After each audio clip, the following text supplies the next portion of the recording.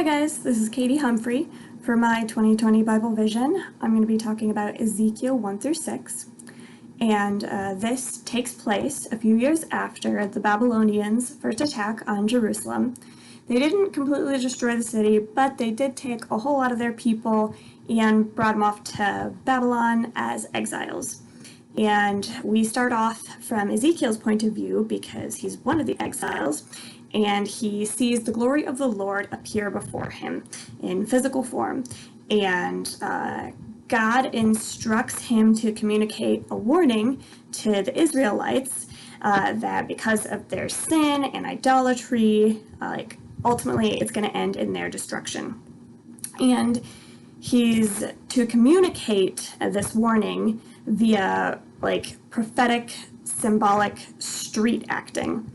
And all of this is supposed to symbolize Jerusalem's destruction and the consequences of their defeat. And the worst part is that God says no one's going to listen to him. So that stinks.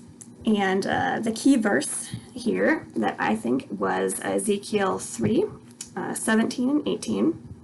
And it says, "Son of man, I have made you a watchman for the house of Israel. So hear the word I speak and give them warning from me.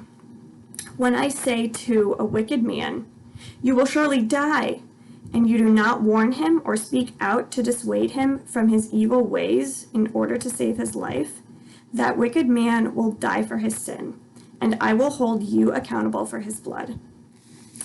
So that's a pretty intense Bible verse. But I think that Ezekiel was commanded by God to go and warn his people. And if you don't obey the will of God, then it's going to end in your own destruction.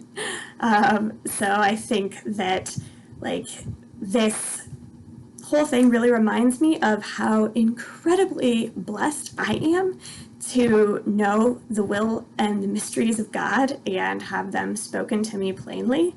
I think that's something that we take for big advantage. And had I lived in Ezekiel's time, I don't know if I would have listened to him either, because a lot of these street performances were pretty crazy and difficult to understand. And to onlookers, it may have just been like, okay, some crazy person in the street. And I probably would have been one of them.